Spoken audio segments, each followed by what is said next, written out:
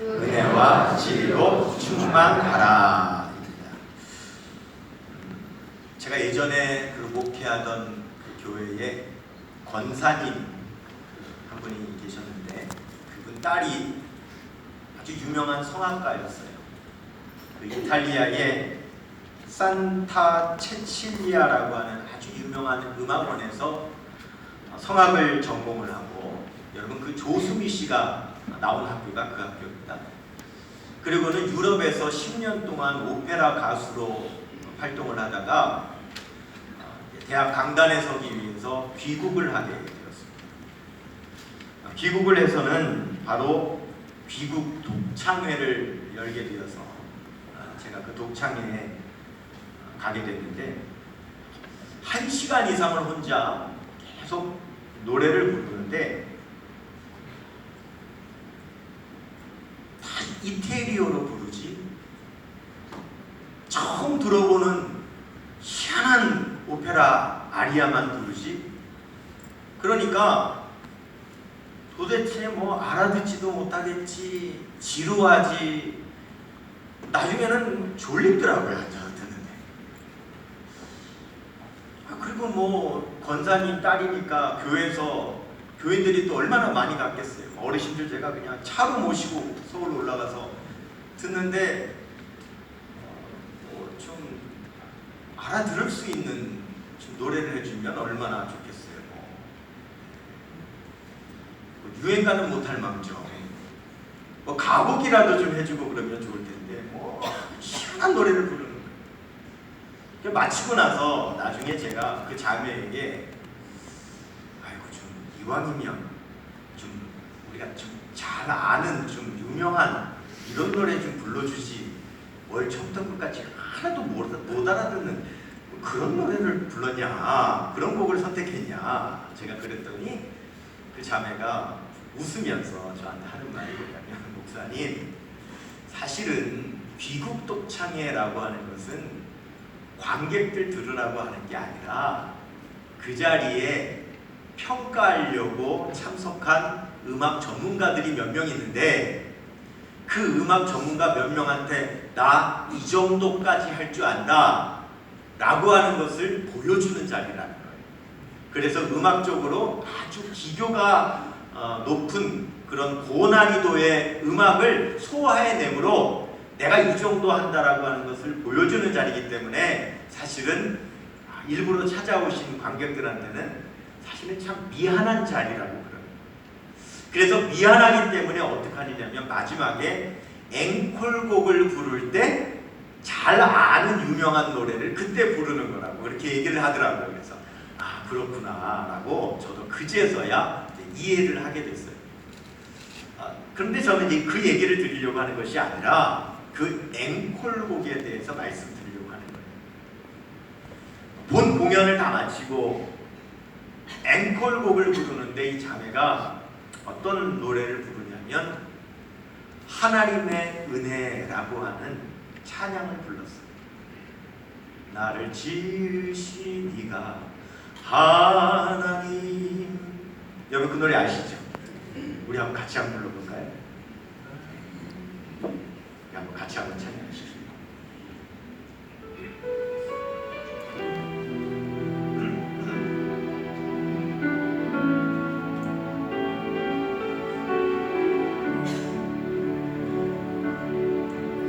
나를 지으신 하나님, 나를 부르신 하나님,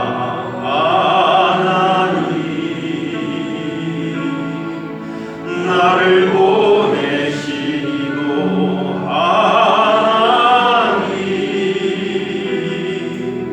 나의 나 된 것은 다 하나님 은혜라.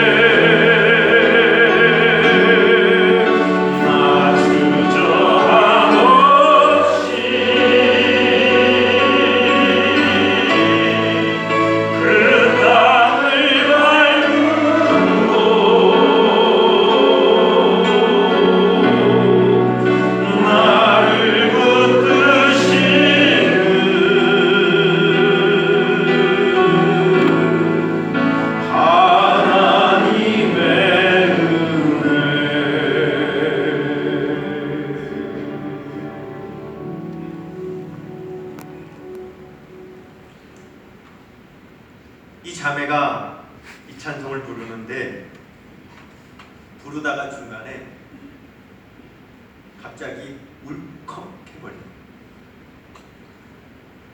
근데 성악하고 여러분 관악은요, 감정이 울컥하면 큰일 납니다. 호흡으로 노래하는 것이고 호흡으로 악기를 부는 것이기 때문에 감정이 울컥하면 이 호흡이 끊어져요. 그러면 노래를 제대로 부를 수가 없어요. 이 자매가 얼마나 감정이 울컥하는지 목소리가 떨리기 시작하고 음정과 박자를 제대로 맞추지를 못하고 두 눈에서 눈물이 쭉 흘러내리며 찬송을 끝까지 이어가지를 못하는 거예요. 근데 참 희한하죠.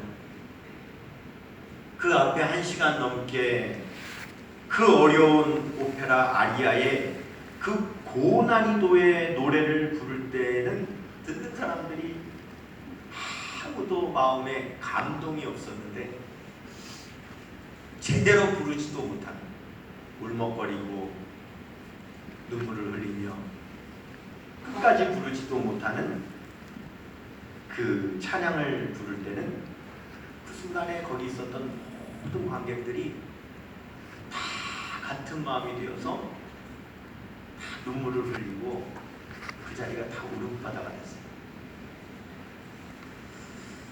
우리는 은혜를 생각하면, 진심으로 내가 받은 은혜를 생각하면 우리 마음은요 울컥해지게 되어 있어요.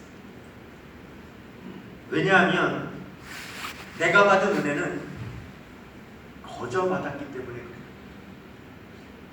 그런데 나는 거저 받았지만 그 은혜를 내게 주신 분은 나에게 그 은혜를 거저 주시기 위해서 엄청난 희생을 치르셨어요.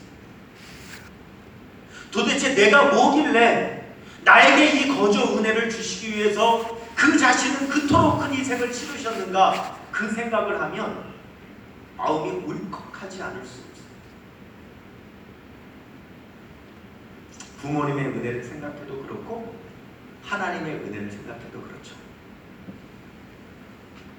하나님의 은혜라고 하는 이 찬송, 이 가사에 보면 나의 나된 것은 다 하나님의 은혜라 라고 하는 가사가 반복이 됩니다.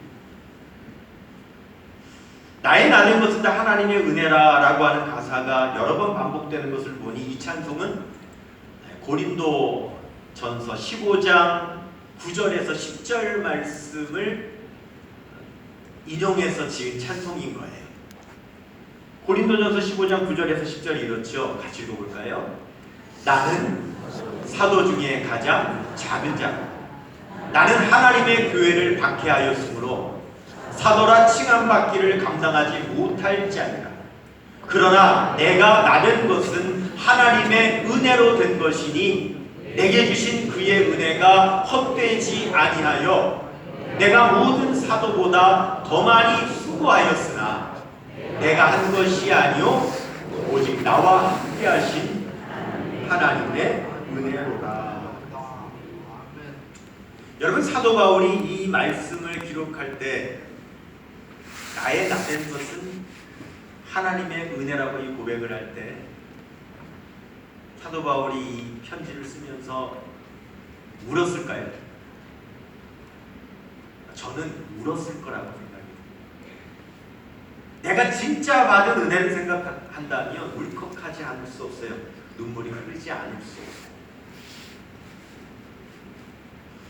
우리는 오늘 이제 은혜를 이야기해야 될 때가 왔습니다. 사도 요한은 요한복음 1장에서 우리 예수님을 표현하는데 5개의 단어를 사용해서 우리 예수님을 표현해요. 그 중에 이미 3가지는 우리가 이미 살펴봤어요. 첫 번째, 사도 요한은 우리 예수님을 누구라고 표현했냐면 말씀이라고 표현했어요. 두 번째는 우리 예수님을 생명이라고 표현했고요. 세 번째는 우리 예수님을 빛이라고 표현했어요. 그리고 오늘 본문에 사도 요한 우리 예수님이 어떤 분이라고 말씀하고 있느냐면 네 번째는 은혜라고 표현하고 있고 다섯 번째는 진리라고 표현을 하고 있습니다. 여러분 현관문에 들어갈 때에 비밀번호를 제대로 눌러야 현관문이 열려지는 것처럼 우리 예수님을 우리 마음에 믿는 믿음의 문을 열려면 바로 이 예수님을 표현하는 이 다섯 가지 단어를 우리가 제대로 알아야 우리 마음에 믿음의 문을 열 수가 있습니다. 이것을 우리가 마음 문을 여는 단어라고 해서 이 단어를 뭐라고 하냐면 문을 여는 단어라고 해서 열쇠 단어라고 말합니다. 우리 예수님을 향하여 우리 마음의 문을 여는 다섯 가지의 열쇠 단어. 첫 번째 말씀, 두 번째 생명, 세 번째 빛, 네 번째 은혜, 다섯 번째 진리. 이 다섯 단어는 우리가 우리의 마음의 믿음의 문을 여는 열쇠 단어로 여러분들이 꼭 기억하셔야 돼요. 비밀번호 잊어버리면요 못 들어가요.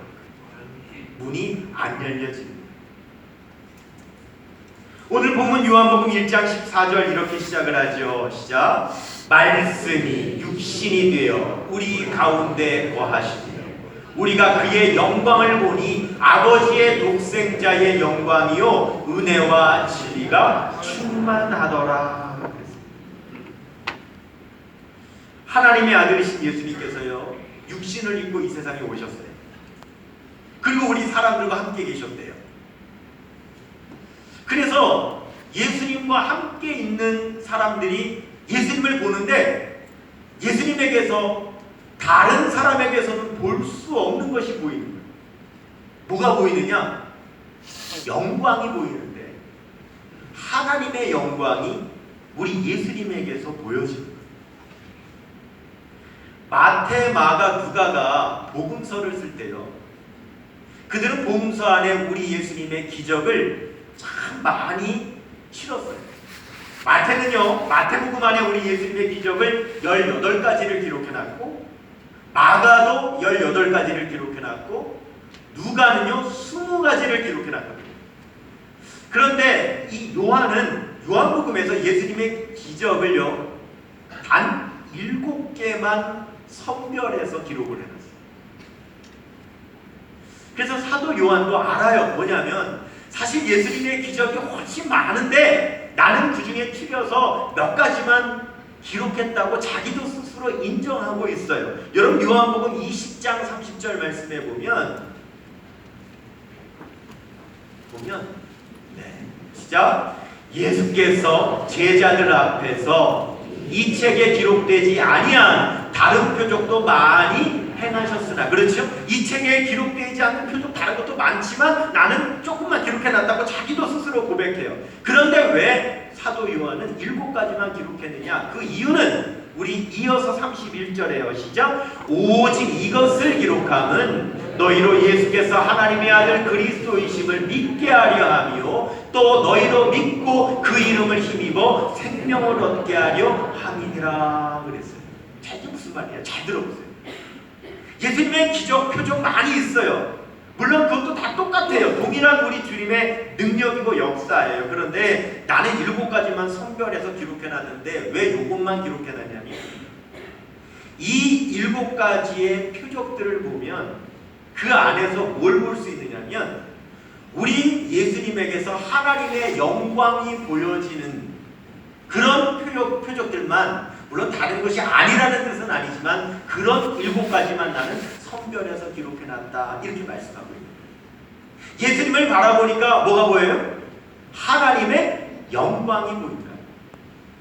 여러분 예수님께서 처음 일으키신 기적이 뭐냐면 요한복음 2장에 가면 물로 포도주를 만드신 기적을 일으키셨거든요.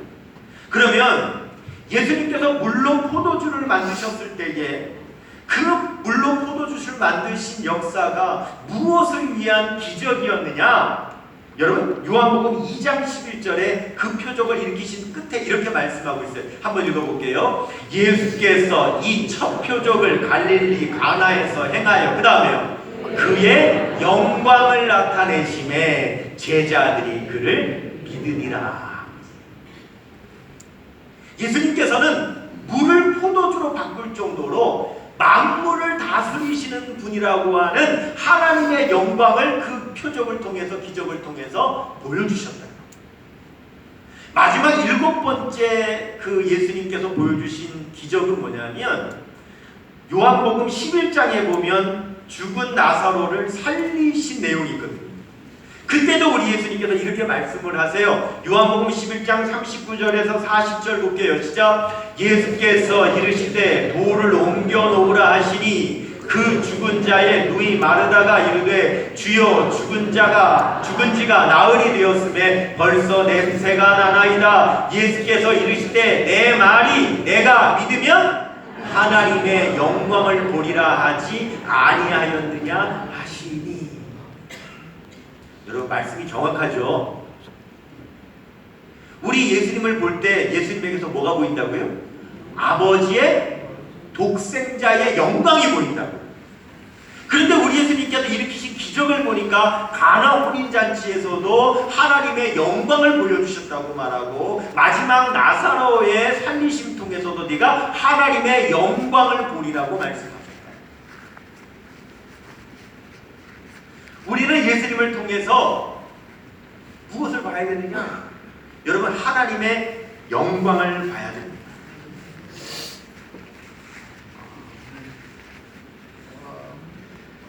우리는 하나님을 볼 수가 없거든요. 그런데 우리는 어떻게 하나님을 볼 수 있느냐? 예수님을 보니까 예수님에게서 하나님의 영광이 보이므로 우리는 예수님을 통해서 하나님을 보는 거예요. 오늘 본문이 그 말씀을 하세요. 요한복음 1장 18절 보시면 시작. 본래 하나님을 본 사람이 없으되 아버지 품속에 있는 독생하신 하나님이 나타내셨다. 독생하신 하나님 누구예요? 예수님이잖아요.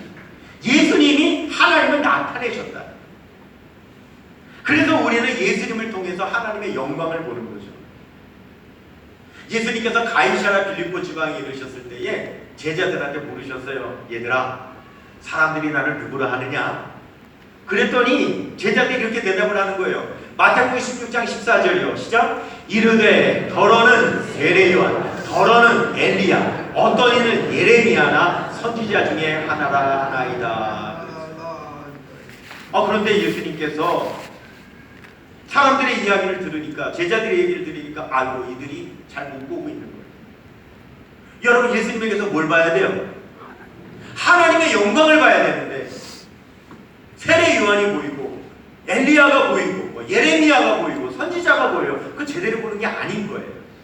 그래서 우리 예수님께서 다시 물으셨어요. 그러면 너희는 나를 누구라 하느냐? 그랬더니 베드로가 이렇게 대답을 하죠. 마태복음 16장 16절이요. 시작. 시몬 베드로가 대답하여 이르되 주는 그리스도시요 살아계신 하나님의 아들이시다. 그제서야 비로소 예수님께서 네가 제대로 봤다. 우리가 예수님을 통해서 하나님의 영광을 봐야 되는 것이죠.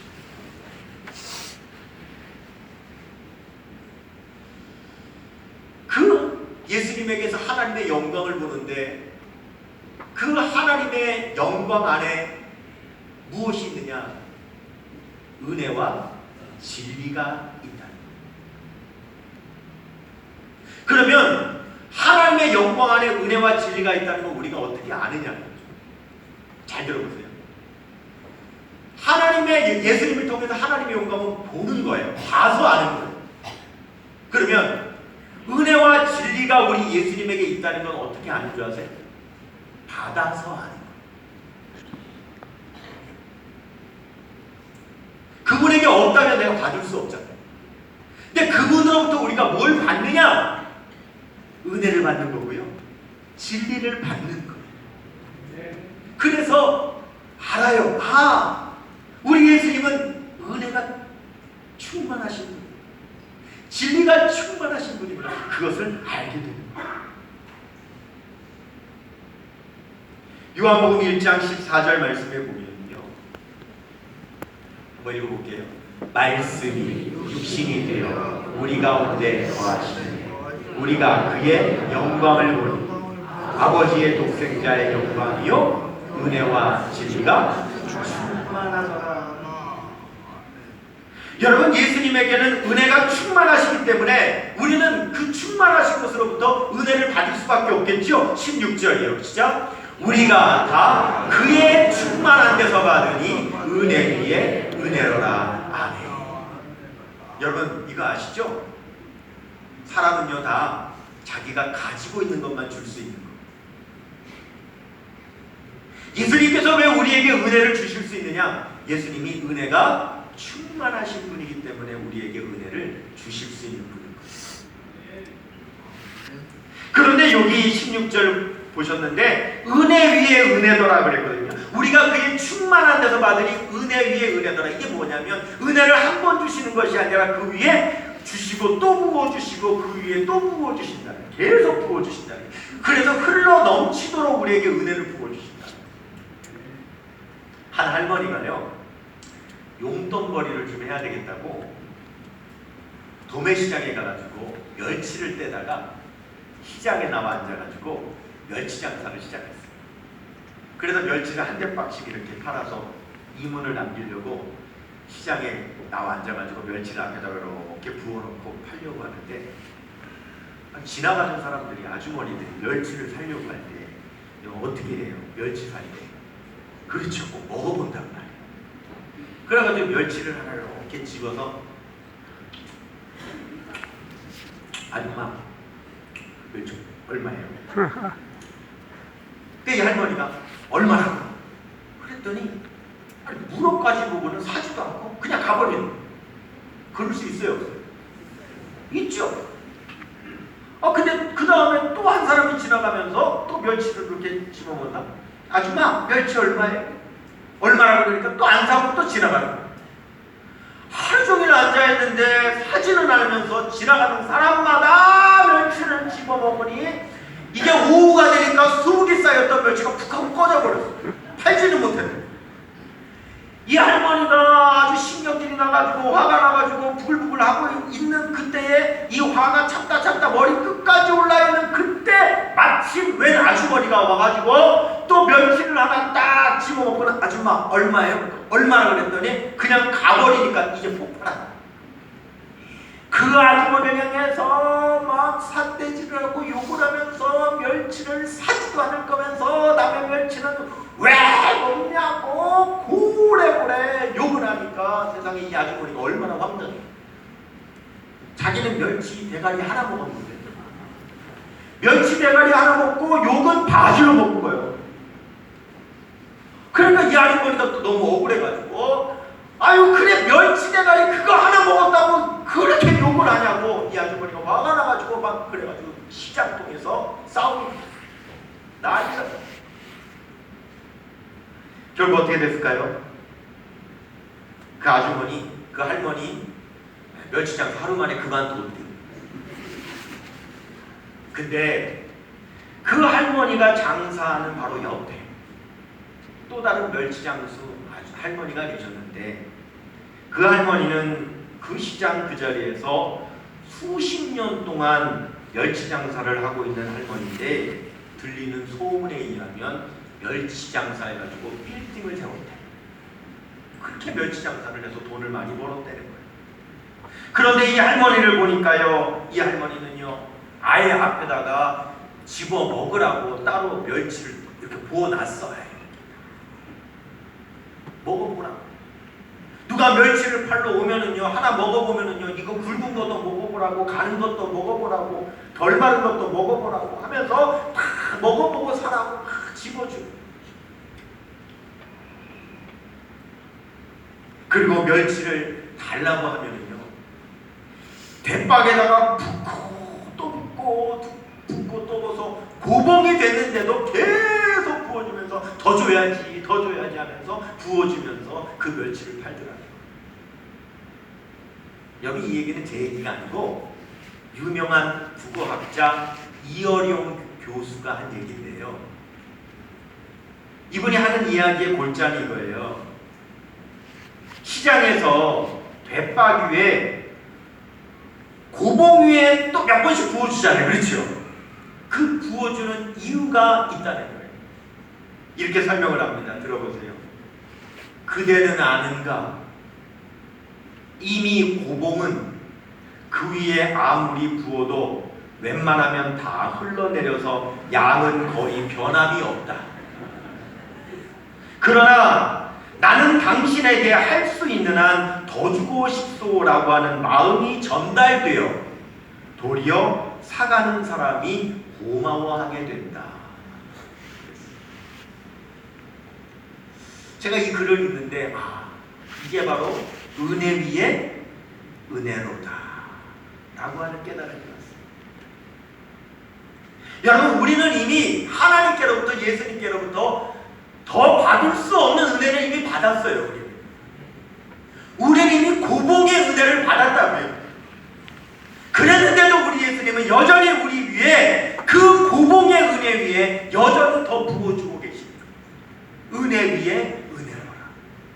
왜 우리 예수님은 아깝지가 않은 거예요? 왜? 우리 예수님은요, 은혜가 충만하신 분입니다.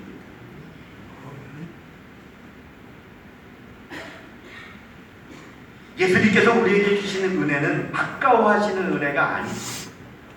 십자가 위에서 물과 피를 다 쏟으시고 생명까지 내어주신 은혜인 줄 믿습니다. 지금도 예수님은 그 충만하신 은혜를 오늘도 우리에게 또 부어주시고 또 부어주시고 계셔요. 사도 요한은 우리 예수님을요, 오늘 복음 말씀에서 모세와 비교를 하네요. 요한복음 1장 17절에 보면은요, 시작, 율법은 모세로 말미암아 주어진 것이요 은혜와 진리는 예수 그리스도로 말미암아 온 것이라. 자, 오늘 모세의 율법과 예수님의 은혜와 진리를 비교하는데 사실 이것은 좀 비교가 맞지 않죠. 왜냐하면 모세는 율법 하나지만 예수님은 은혜와 진리 두 개를 비교하고 있거든요. 사실은 여기서 원래 비교하는 것은 모세의 율법과 예수님의 진리를 비교하는 거예요. 모세는 율법을 가져왔고 예수님은 진리를 가져오셨거든요. 근데 율법과 진리는 공통점이 있어요. 뭐냐면 다 올바른 방향을 제시한다고 하는 면에서는 율법과 진리가 같아요. 그런데 다른 점이 있다면 뭐가 다르냐면 율법은 일시적인 것이요 진리는 영원한 거예요. 근데 율법에는요 없는 게 있어요. 은혜가 없어요.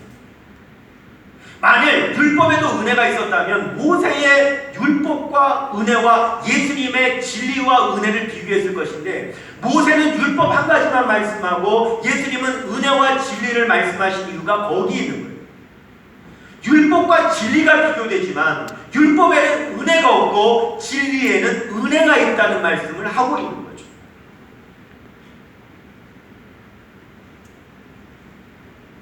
모세의 율법에는요 죄인은 자기 죄값으로 죽는다는 것, 그것이 율법이지만 예수님의 은혜는요 죄인은 자기 죄값으로 죽을 수밖에 없는 것은 맞지만 그 죄를 대신해서 우리 예수님께서 십자가에 달려 죽으심으로 그 은혜를 만족시켰다고 말씀하시는 것이 바로 은혜와 진리입니다. 마하트마 간디가 우리를 파괴시키는 7가지 요소라고 하는 이야기를 했어요. 이 세상에 우리를 파괴시키는 7가지 요소가 있대요. 한번 새겨 들어보세요. 첫 번째, 노동 없는 부. 이건 우리를 파괴시킨다. 두 번째, 양심 없는 쾌락. 이거 우리를 파괴시킨다. 세 번째, 인격 없는 지식. 네 번째, 윤리 없는 사업. 다섯 번째, 인성 없는 과학. 여섯 번째, 신념 없는 정치. 마지막 7번째, 희생 없는 종교. 이것이 우리를 망친다. 근데 제가 이것을 보면서 교회에다 한번 적용해 봤어요. 여러분, 우리 그리스도인들을 망친 7가지 요소가 있는 거 아세요? 우리 그리스도인들을 망친 7가지 요소. 첫 번째, 구원 없는 출석. 예배당에 출석은 하지만, 예배당에 나와 앉아는 있지만 구원받지 못한 출석은요, 여러분, 우리를 망치는 거예요. 두 번째, 예의 없는 교제. 여러분, 우리 그리스도인들이 서로 교제를 나누는데요, 예의를 지키지 못하면 시험에 들립니다. 여러분, 교회를 떠난 사람들이 예수님 때문에 교회를 떠나는 경우는 거의 없어요. 다 인간관계를 통해서 상처 입고 실망해서 교회를 떠나는 거예요. 예의 없는 교제는 그리스도인들의 삶을 망쳐요. 세 번째, 사랑 없는 봉사. 우리를 외식하게 만들고 교만하게 만들어요. 네 번째, 복음 없는 설교. 복음 없는 설교는 절대 여러분들을 그리스도께로 인도하지 못해요. 다섯 번째, 기도 없는 사역. 주의 일을 감당할 때 기도하지 않고 감당하면 우리는요, 하나님의 역사를 경험할 수 없어요. 여섯 번째, 감사 없는 헌금. 우리는 하나님 앞에 돈을 드리는 거 아니에요. 우리는 하나님 앞에 우리의 감사를 드리는 거예요. 그 감사가 물질로 표현되어지는 거죠. 마지막 7번째, 한번 따라해 볼까요? 마지막 7번째, 은혜